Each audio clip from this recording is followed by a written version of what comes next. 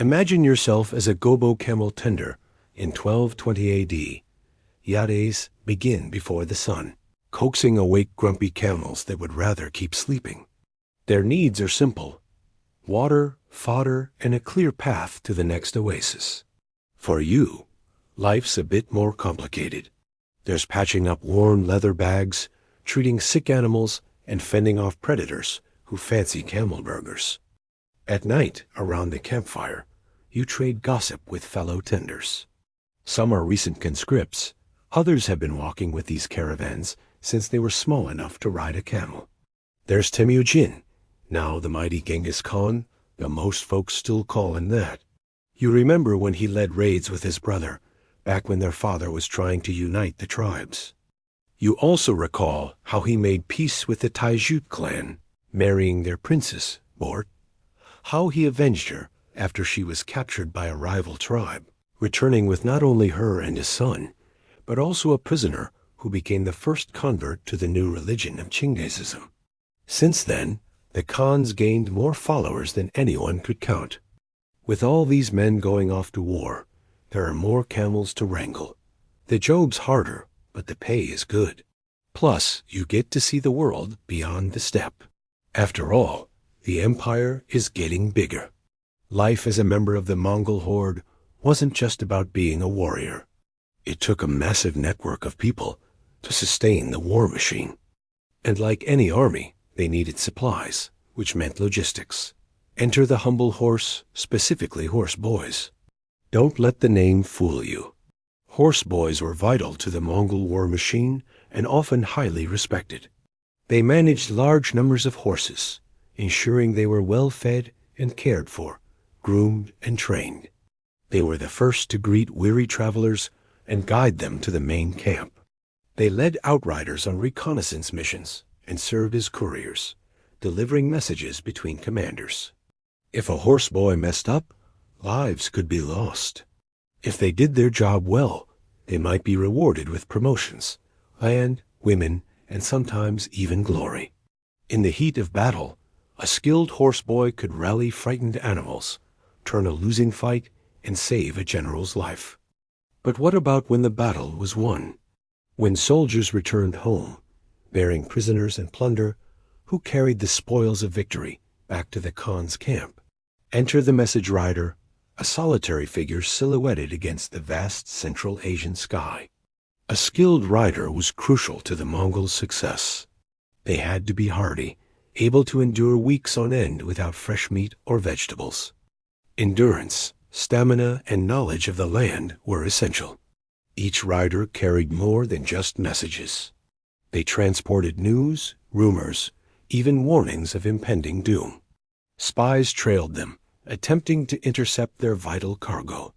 To evade capture, riders devised ingenious strategies.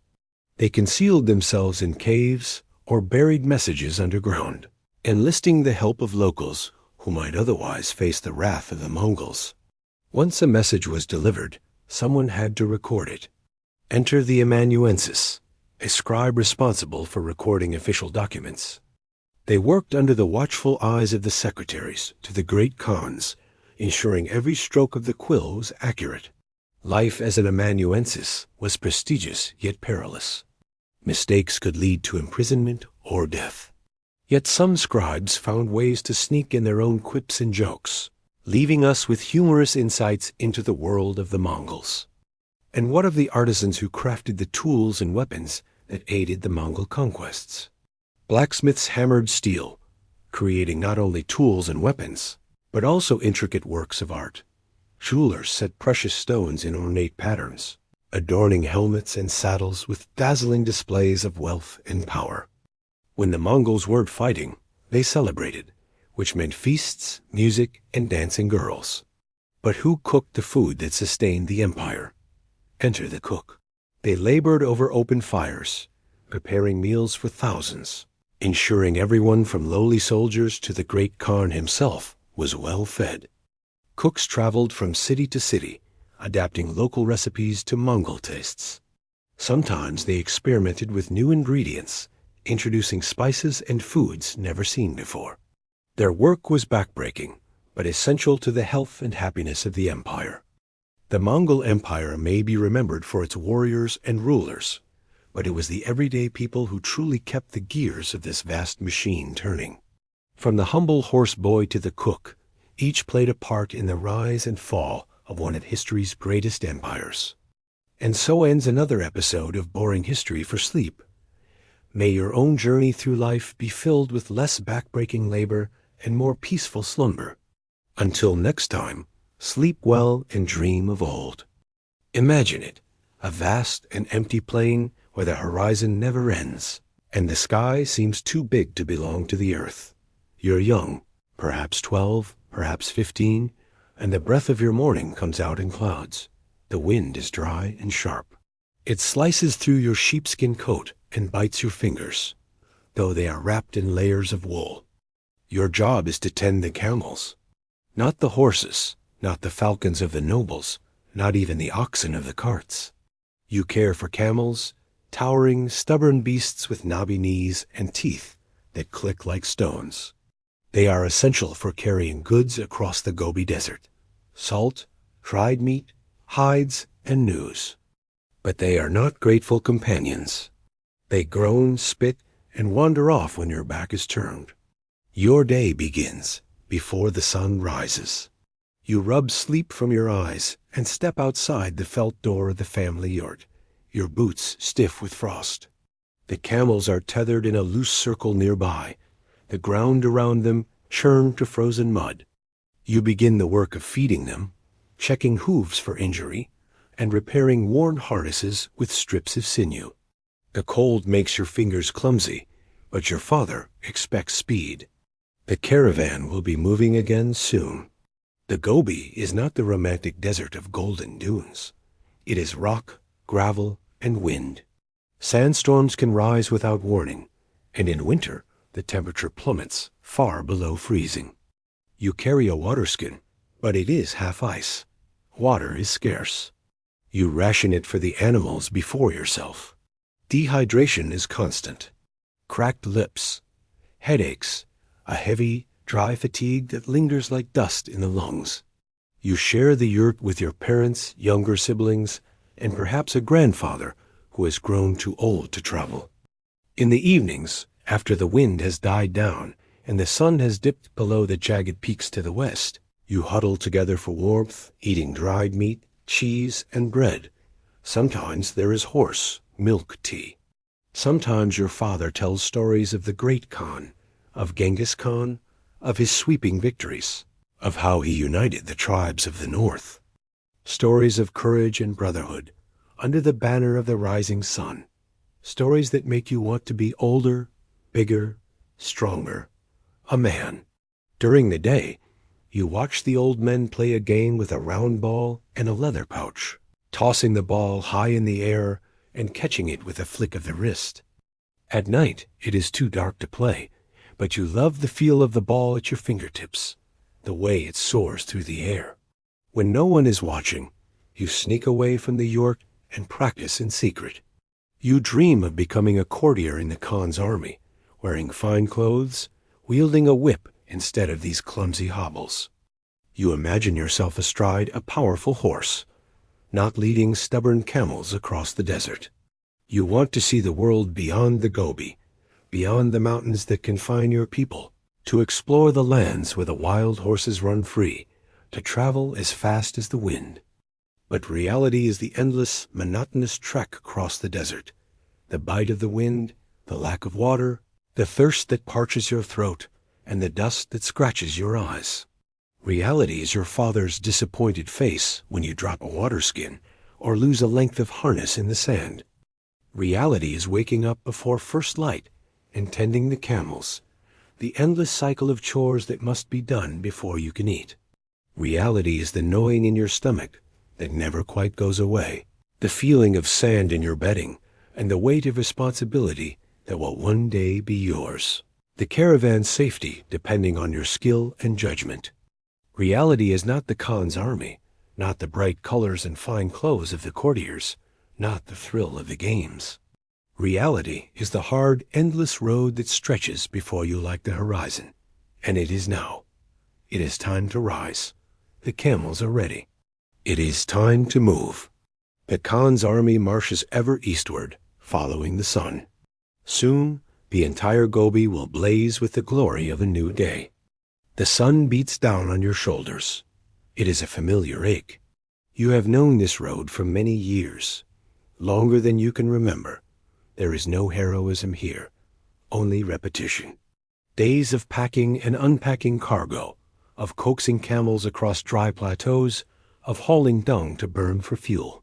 Your body smells of sweat and smoke, of beast and wool. At night, if you are lucky, you curl beside the others beneath heavy blankets. If you are unlucky, you sleep with the camels to keep them from wandering or freezing. There are no real complaints. To complain would dishonor the clan. To fall ill or slow, the caravan would shame your family. The Khan's men inspect every group of traders, every herd, every pack animal. If one goes missing, even one, there are consequences. Sometimes lashes, sometimes exile. You are taught to be invisible. Efficient, stoic. The sky is endless, yes, but it is not a comfort. It only reminds you how small you are beneath it. Still, there are moments, quiet ones. A soft grunting as a mother camel nurses her calf. The sound of wind slipping through dry grass. The stars, impossibly bright on a moonless night, glittering in the cold. Even the vast emptiness of the desert holds wonders. You have seen sand dunes that ripple like a spilled sea. Oasis thick with palm trees and women in flowing skirts. Ruins of a city older than your clan, bleached bones picked clean by vultures. And always the wind, whispering stories of green fields and distant water, of cities that gleam and kings who ride on horseback, thundering across the plains. But the wind also carries the threat of change, the rumble of thunder before a storm. For most of your life, the road has been safe. Merchants from the south bring silks and spices. Traders from the west bring gold and news of lands across the waves. Sometimes you hear a song in the bazaars, a melody with words that sting and sting like wasps under your ribs. You do not understand their tongue, but you know their meaning. There is talk of a new Khan, one who will make the old roads safe again, one who will bring back the golden age. Someday he will come this way, and when he does, there will be more songs and drums and banners snapping in the wind. And you will stand and watch the Khans ride past, their faces hidden behind masks of gold and jewels. They will be young and fierce and beautiful, all of them.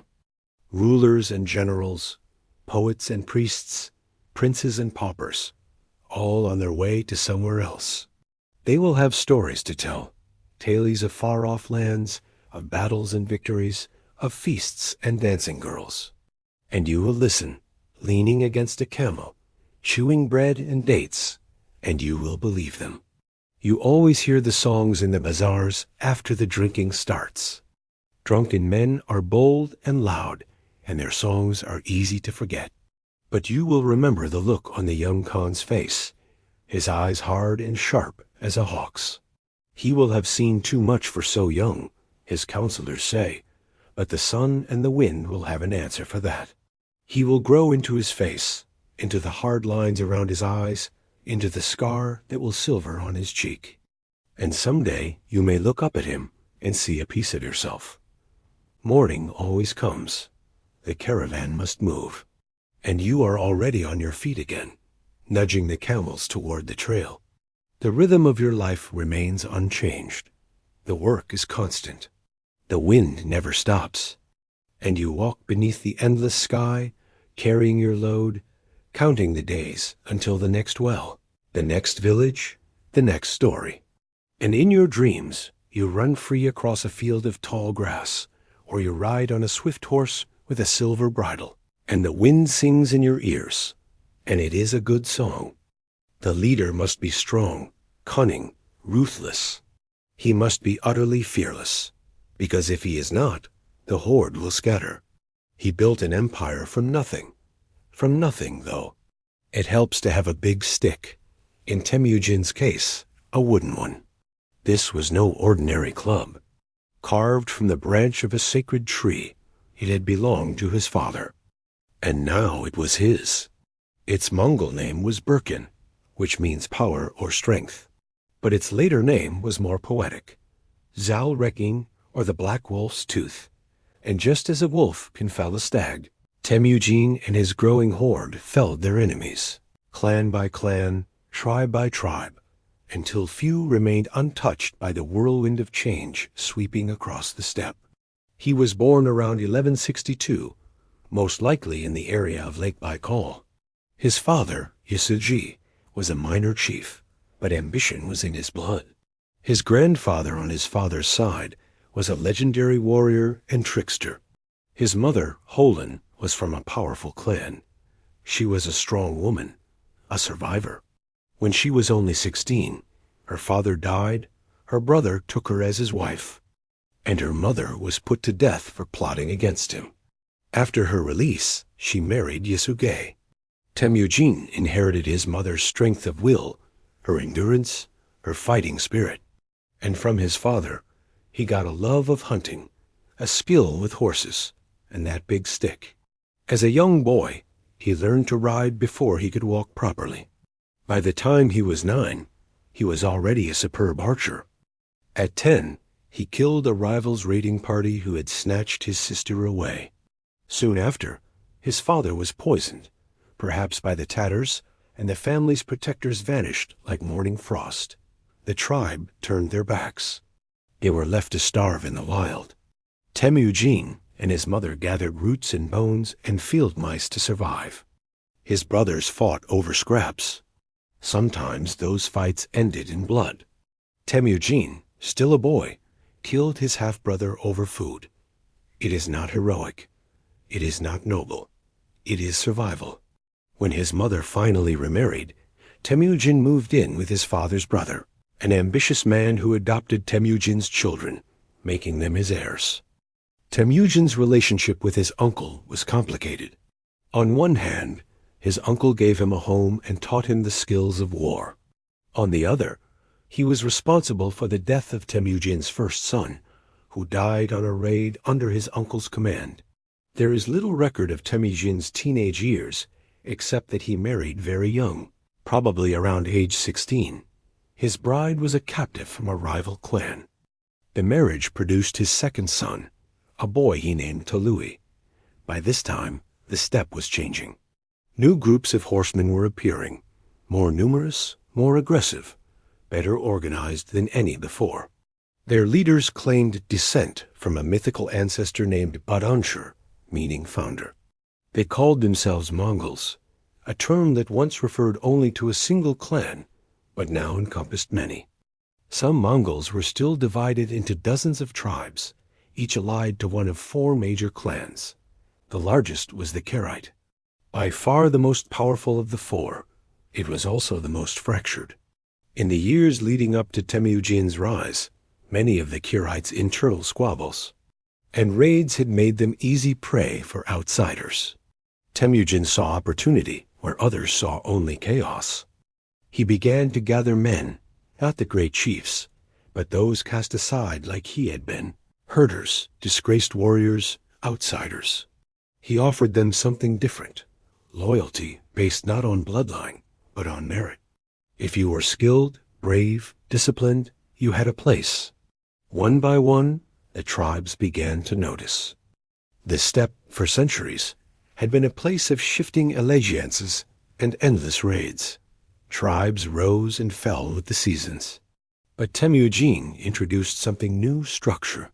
He reorganized his warriors into decimal units, groups of 10, 100, 1,000. He replaced family ties with loyalty to the Khan. He demanded obedience, swift, unquestioning. And he rewarded it with protection, food, purpose. Not all followed willingly. Many resisted. His enemies underestimated him. A former friend, Jamuka, turned rival, once humiliated him, had his warriors boiled alive.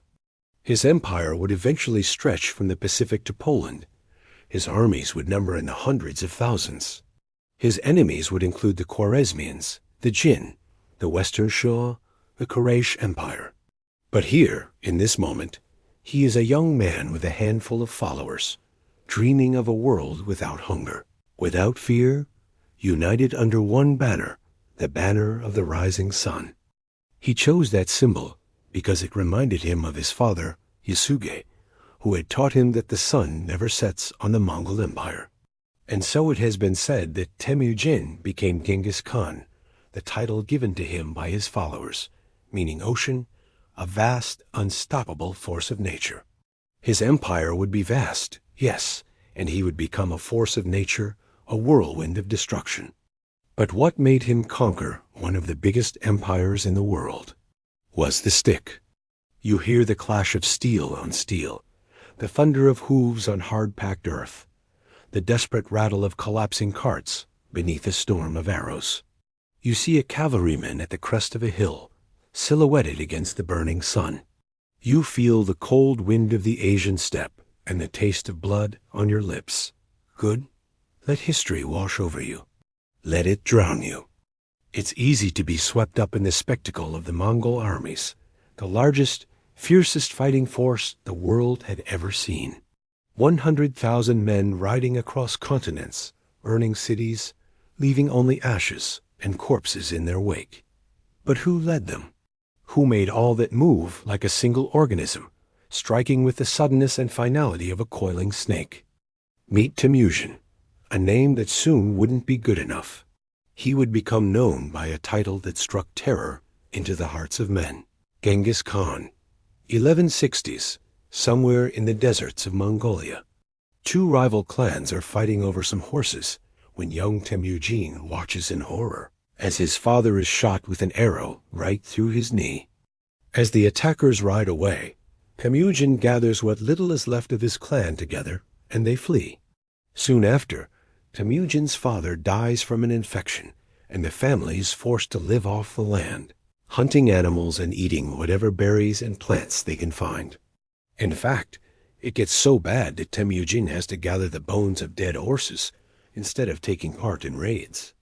This is supposed to be a warrior culture, and here he is scavenging like a dog. Remember that feeling. Temujin tells himself, the humiliation, the hunger. Never forget. Years pass, and Temujin does remember.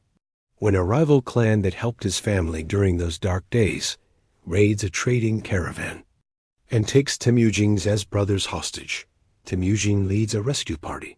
Ambush is laid, and the hostages are freed. Soon after, another victory, and then another, until slowly Temujin is able to unite the tribes of the Mongolian steppe under his banner. Now he sets his sights on the rich farmlands of northern China. The first city he attacks is a place called Zhengdu. Its walls are tall and thick, its garrison strong.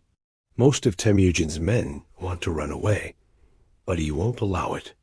Every day he sends out 300 men to harass the Chinese, slowly wearing down both their supplies and their morale. Finally, after 3 months, the city falls.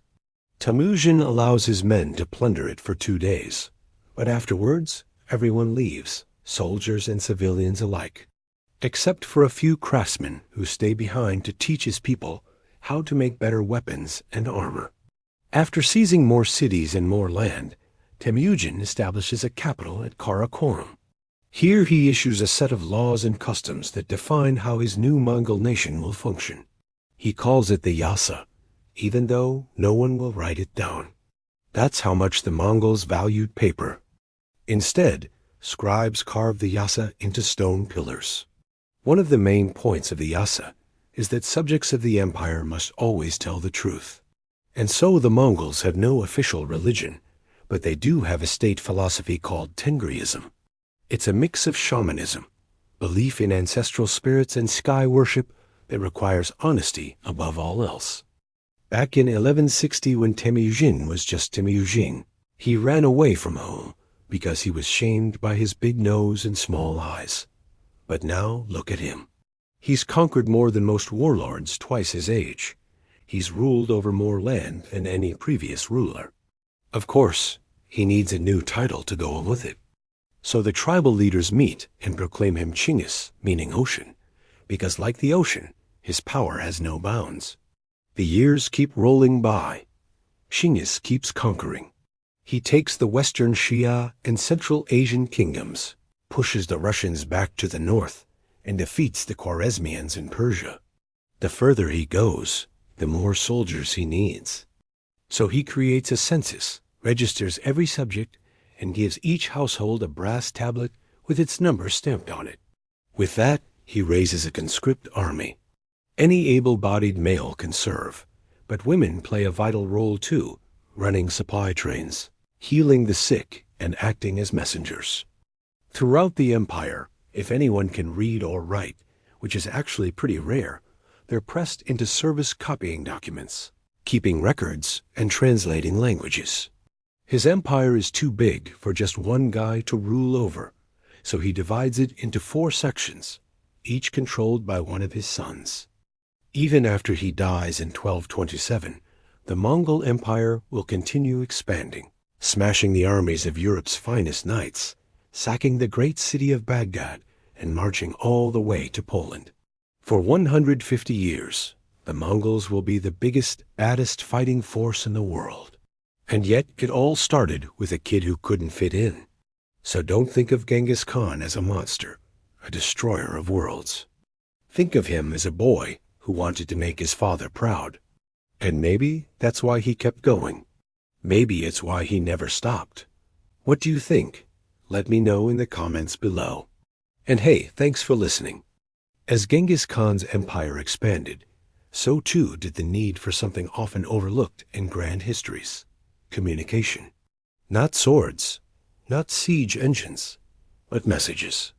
Reliable, fast, and efficient, delivered across vast distances, from the forests of Eastern Europe to the deserts of China. Imagine, if you will, sitting inside a simple wooden post station. The walls are made of rough planks, the roof thatched and low. A pot of fermented Mare's milk simmers by the hearth, and through the open doorway, you see a rider approaching at full speed, hooves pounding like drums against the dry earth. He does not slow.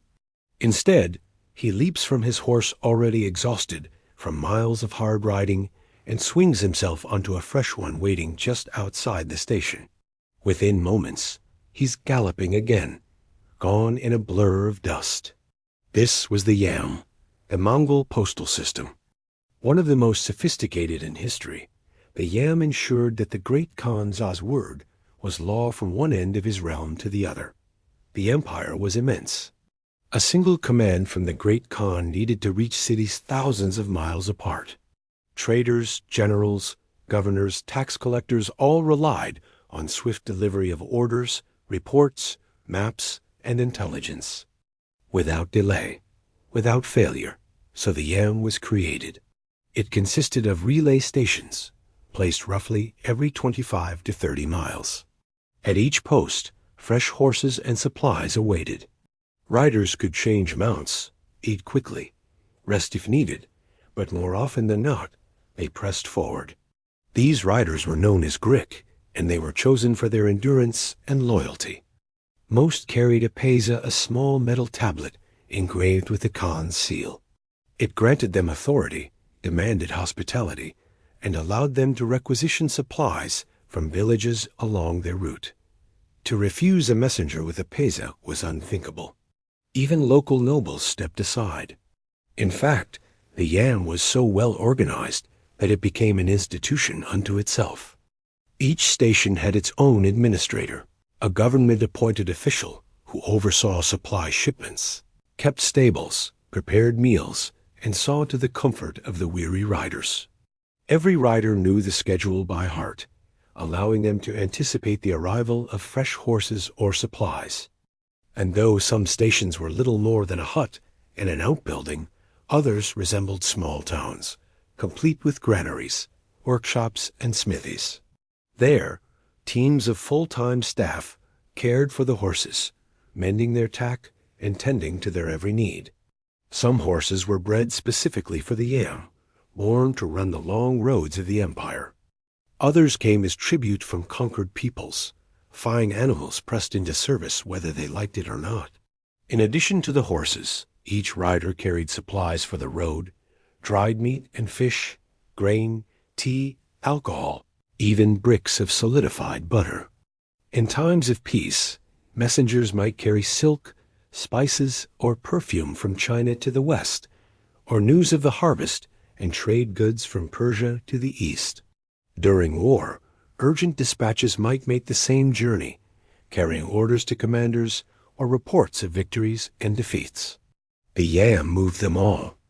And yet, for all its benefits, the yam required constant upkeep, both in peacetime and especially during wartime.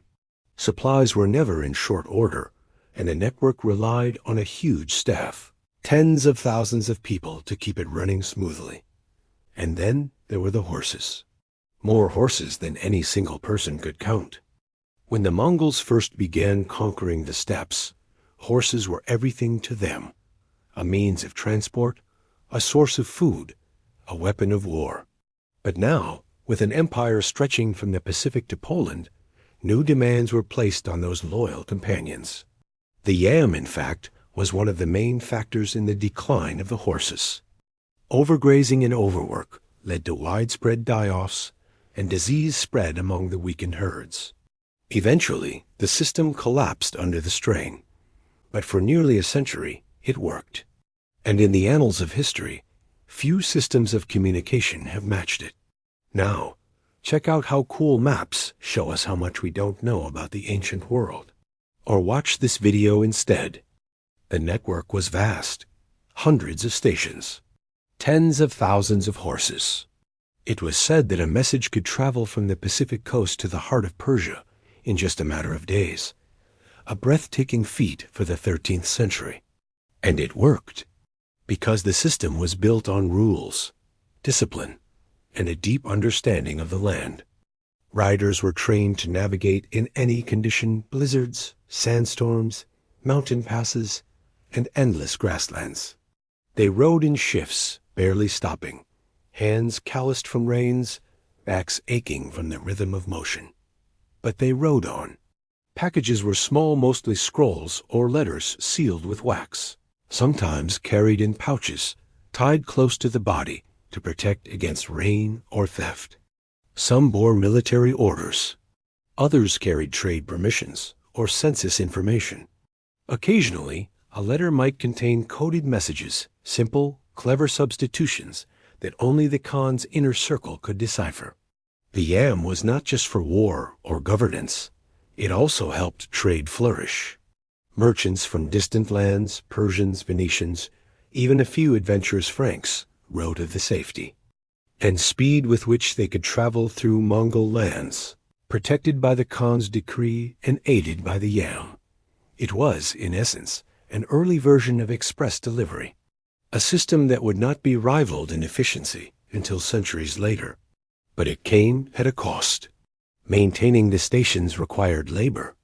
Local communities were often responsible for feeding and housing riders, repairing stables, and caring for spare horses.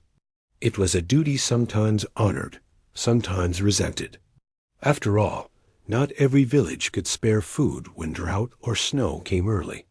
And for the riders, the road was long and lonely. Their world was one of motion and silence, of memorizing landmarks, tracking the stars, and riding through wind so strong it burned the eyes.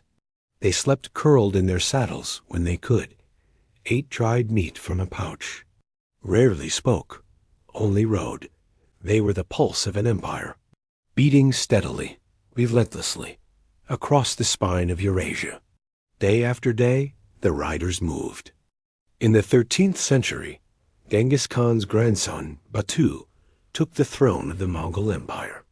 Under his rule, the realm stretched from the Sea of Japan to Eastern Europe, a distance of over 4,000 miles.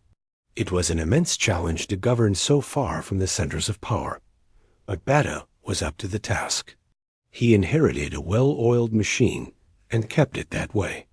His empire relied on a vast network of roads and stations known as the yam, which facilitated swift and efficient communication across his far-flung domains. It's important to understand the sheer scale of the Mongol Empire. At its peak, it encompassed parts of modern-day China, Korea, Mongolia, Russia, Eastern Europe, Central Asia, and Iran. The distances within this empire were enormous, and the terrain varied greatly from the rugged mountains of Central Asia to the flat steppes of the Mongolian plateau and the dense forests of Eastern Europe. In addition to these geographical challenges, the Mongol Empire was home to a wide variety of peoples who spoke different languages and had different customs. This linguistic and cultural diversity made it even more difficult for the Mongols to govern effectively. Without a reliable system of communication, it would have been nearly impossible for the Mongols to hold their empire together. The Yam consisted of a series of way stations that were located at regular intervals along the roads connecting the various parts of the empire. These stations were staffed by a team of officials whose job it was to ensure that travelers could get food and supplies and, if necessary, a place to rest. The Yam also had a large number of horses that could be used to transport goods or, in case of emergency, for riders to switch to. To make sure that the system worked properly, the Mongols developed a sophisticated set of rules and regulations. Travelers were required to carry a special pass that allowed them to use the Yam, and they had to follow strict guidelines for how they treated the animals and the staff. Anyone who abused the system or refused to comply with the rules could be severely punished, including being put to death. But despite these challenges, the Mongols managed to create one of the most effective communication networks of its time. The Yam is a remarkable feat of logistics and administration, considering the size and diversity of the Mongol Empire. The fact that the Mongols were able to keep their far-flung domains together is a testament to the efficiency of their communication system. Today, we take for granted the ability to communicate instantly with people halfway around the world. But in the Middle Ages, this was a revolutionary development. The Mongol Empire was one of the largest and most diverse in history, and its success can be attributed in part to its sophisticated administrative systems, including the Yam. As we continue to explore the history of the Mongols, we'll see how this remarkable network of roads and stations played a key role in the rise and fall of one of the most powerful empires in history. Let us now leave the dust of the road behind the sore backs of camel tenders, the cold discipline of the postal riders, and step into a very different kind of Mongol world, one not defined by labor or hardship, but by power, wealth, and ceremony. The Golden Horde, a splinter of the Mongol Empire that ruled vast swaths of Central Asia and Eastern Europe long after Genghis Khan's death. And with this power came banquets. Imagine it. You enter a great felt pavilion, a ger large enough to house 100 guests, its supports carved from polished wood, its walls adorned with silks from China and wool from Persia. The floor is layered with thick carpets, embroidered in swirling patterns. The air is warm and close, thick with the mingled smells of roasted lamb, fermented dairy, and smoke from a low brazier. It is evening, and the feast is about to begin. At the center of the pavilion sits the Khan, elevated slightly above the rest on a platform of furs and cushions. Around him, seated cross-legged in loose concentric circles, are his generals, wives, ambassadors, and favored merchants. Each has their rank. Each knows their place. You are offered a shallow bowl of Arag fermented Mares milk, cool and slightly fizzy, with a sharp sourness that puckers the mouth. It is not unpleasant, but it is unfamiliar. The first sip is a shock. The second, oddly comforting. Servers move among the guests in silence, carrying platters of boiled mutton, skewers of organ meats, and bowls of rice mixed with raisins and sheep fat. The food is simple, hearty, designed to feed warriors. But it is plentiful, and the repetition of flavors begins to lull the senses. There is music low, droning melodies played on the morinkur, the horsehead fiddle, its 2 strings humming like wind through long grass. A singer begins to chant. His voice does not rise. It flows like water, reciting tales of ancestors, of battles, of the eternal blue sky above. Hours pass. You eat and drink until your belly is full, and the faces of the crowd begin to blur together. Suddenly, a hush falls over the pavilion. All eyes turn to the entrance as a new figure approaches. It is another Khan, your host's father, the one they call the Great Khan. He is old, older than any man has any right to be, and his face is a map of a life well lived, full of laughter and hardship etched into every line and crease. He, too, will have a platform of furs, but he will not sit on it. Instead, he will stand before all assembled and raise his hands, palms out, in a gesture of peace and generosity. Then he will turn to the musicians and nod his head. Slowly, the tempo of the music will change. Now it is faster, more insistent. The singer will begin to intone a new story, one of the Khan's exploits, of his victories against rival chieftains and foreign invaders. His voice swells with each telling, growing larger than life itself. The other Khans and princes stir in their places. Some clap their hands, others shout out words of encouragement. The Great Khan watches them all with a sad smile on his lips. The banquet continues late into the night. The fires outside the wall of felt grow smaller, easier to keep warm inside the pavilion. Soon, the only sounds are the drunken laughter of young princes, the murmur of awestruck servants, and the old Khan's voice raised in song. It would be easy to dismiss the Golden Horde as a footnote in the history of the Mongols. After all, it was just one of many successor states to Genghis Khan's shattered legacy.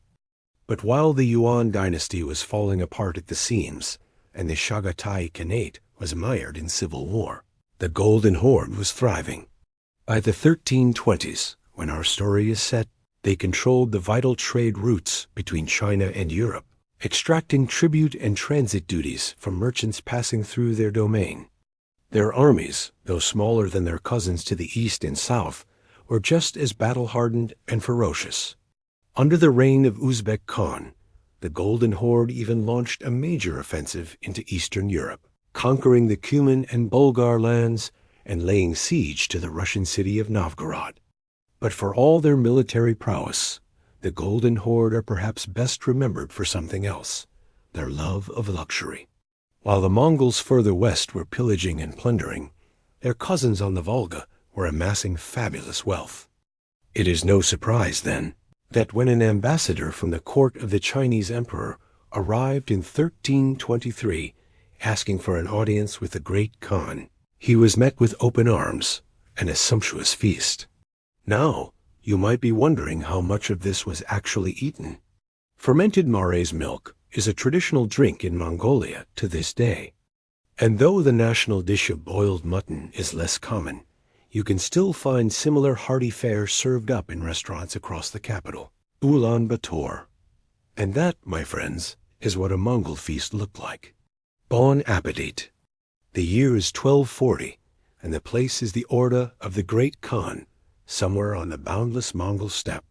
Within a large tent, a fire crackles, casting flickering shadows on the faces of some 100 men. Some are Mongol princes, others are foreign ambassadors. There are generals, merchants, and holy men. Some faces are weathered and lined, others smooth and youthful. Some sit cross-legged on the ground, others on elaborate felt cushions. But all eyes are turned toward the center of the tent, where the Great Khan sits enthroned on a wooden dais. Before him on a low table is a sumptuous feast fit for an emperor: roasted swan, fattened geese, dried fish from the Caspian, jars of pickled vegetables and fruits, bowls of milk and kumis, a fermented maize milk drink, and flagons of dark, strong wine. Above it all hangs a huge roast-sucking pig, its glazed skin glistening in the firelight. There are no plates or cutlery. The Mongols dine with their hands. The feast is laid out for the Khan's choosing. He is the sun around which all these men revolve today. The Khan is in a good mood. He has received an important embassy from the Caliphate of Baghdad and is celebrating with his courtiers. Soon the mood will lift. Soon the Khan will give gifts and make gracious pronouncements. Soon there will be music and dancing girls. Soon the whole horde will be celebrating. But beneath the food, the music, the dancing, the very gestures of hospitality, lies something else. A performance, a power play. Every motion within the feast is observed. Who drinks quickly and who drinks slowly? Who eats sparingly and who indulges? Who speaks up and who dares not? Who stares intently at the Khan and who averts his gaze? Who laughs loudly and who remains grim? Who dares accept a gift from the Khan and who does not? All of these things are remembered. Loyalty is displayed not only on the battlefield, but here in this arena of etiquette and subtle challenge. In this world, the stakes are high. To refuse food is an insult. To offer a gift that pleases the Khan may mean land, or a command, or a bride. Foreign emissaries watch carefully. Each pause, each joke, each nod from the Khan, they will report back to their homelands what was seen. Whether the Golden Horde is unified, whether its Khan is strong, whether its warriors are battle-hardened, whether alliances are worth pursuing or being kept at arm's length. In this setting, the performance is not just for pleasure. It is for survival, for reputation, for legacy. Even within the tent, there are reminders of the step beyond. Bow cases lean against the wall. Saddles lie ready near the exit. Horses wait outside, stamping and snorting in the cold.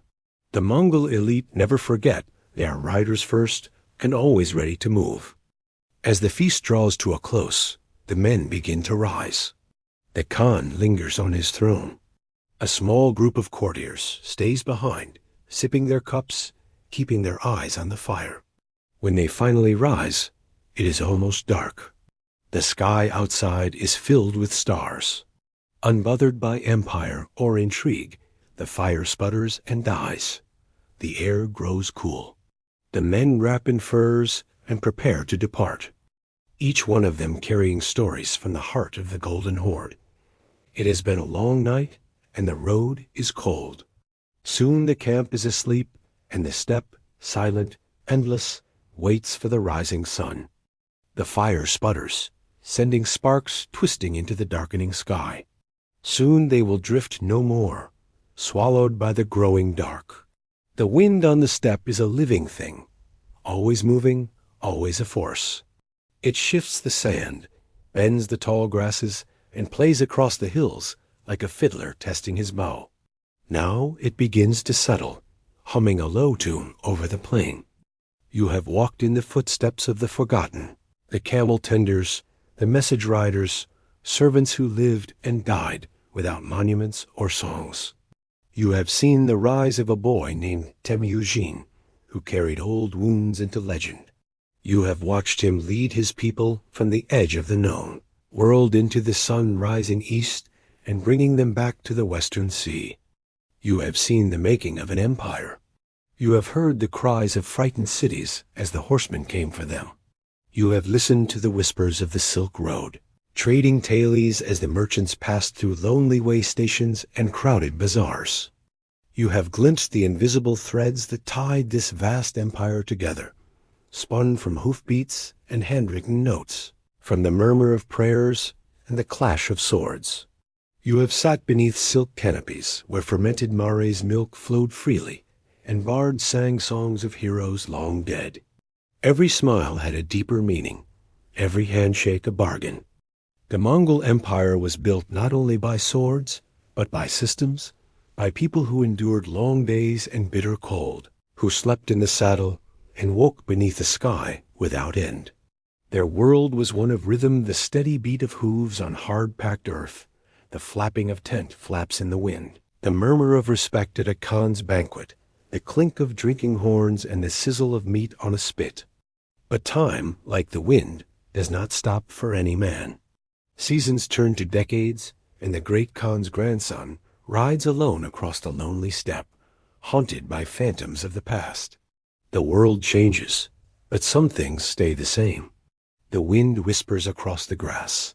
A lonely rider, a campfire, the endless sky above. Now the fire sputters and dies, but the wind still blows. The steppe is silent, except for the whispering grass and the lonely cry of a bird. The Milky Way spills across the darkness, cold stars in a velvet sky. In the darkness, the empire loses its shape, the borders blurring until there is only the wind, the grass, and the eternal night. Only the wind remains. Only the wind remembers. Only the wind is free. In the morning, the world will sigh awake again, stretching from the rising sun to the lonely rider on the edge of the world. But now the world is still. Now it is quiet. Now the sky is not so wide, the water not so scarce, and sleep can come freely. Here, beneath the shelter of a hill, wrapped in the furs of your horse, safe from the cold and the dark, from the ghosts that walk the night, you can rest. Close your eyes. Let the steppe fade into twilight dreams. Let the riders ride on without you, their voices fading into the distance. Let the past lie heavy with the dewdrops of a new morning. The embers of the day will cool into ash. Tomorrow the empire will still be gone, but tonight the wind cannot touch you. Good night. May your dreams be quiet and long.